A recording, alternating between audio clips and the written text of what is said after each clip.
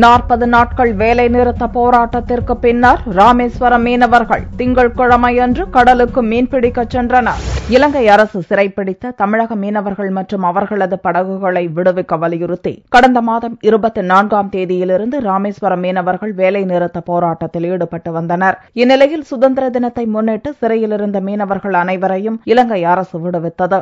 ஆனால் மீனவர்களுடைய படகுகளை விடுவிக்கவில்லை. இந்நிலையில் படகுகளை மீட்க அரசு நடவடிக்கை எடுக்க வலியுறுத்தி மீனவர்கள் கோரிக்கை விடுத்ததுடன் தங்களது போராட்டத்தையும் தொடர்ந்து நடத்தினர். படகுகள் விடுவிப்பது தொடர்பாக கடந்த வாரம் டெல்லியில் நடந்த இரு நாட்டு அதிகாரிகளின் பேச்சுவார்த்தையில் சுமூக முடிவு எட்டப்படவில்லை. இதனால் ஏமாற்றமடைந்த ராமேஸ்வரம் மீனவர்கள் தங்களது வாழ்வாதாரத்தை கருத்தில் கொண்டு வேலை நிறுத்த போராட்டத்தை திரும்பப் பெற்று செப்டம்பர் மாதம் 1ஆம் தேதியிலிருந்து கடலுக்குள் மீன்பிடிக்க செல்ல முடிவு செய்தனர். அதன்படி 40 நாட்கள் வேலை நிறுத்த போராட்டத்திற்கு பின்னர் திங்கட்கிழமையன்று மீனவர்கள் மீன்வளத்துறை அலுவலகத்தில் அனுமதி பெற்று கடலுக்குள் மீன்பிடிக்க சென்றனர். நாங்கள் தொடர்ந்து போராட்டம் நடத்தி பல போராட்டங்கள் நடத்தி எந்த விதமான ரிசல்ட் எங்களுக்கு கிடைக்கல.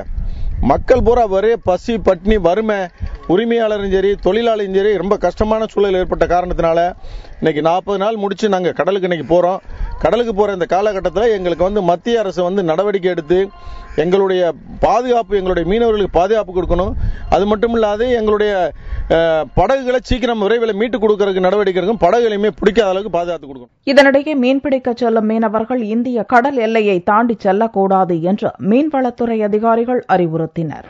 இந்நிலையில் கடந்த ஜூலை மாதம் கடலுக்கு மீன்பிடிக்கச் சென்று கடலில் காணாமல் போன வில்சன், எஸ்ரோன், டேனியல் ஆகிய 3 மீனவர்களை மீட்டுத் தரக் கோரி அனைத்து மீனவ குடும்பத்தினர் மற்றும் மீனவ அமைப்பினர் பாம்பன் பேருந்து நிலையம் முன்பு உண்ணாவிரத போராட்டம் நடத்தினர்.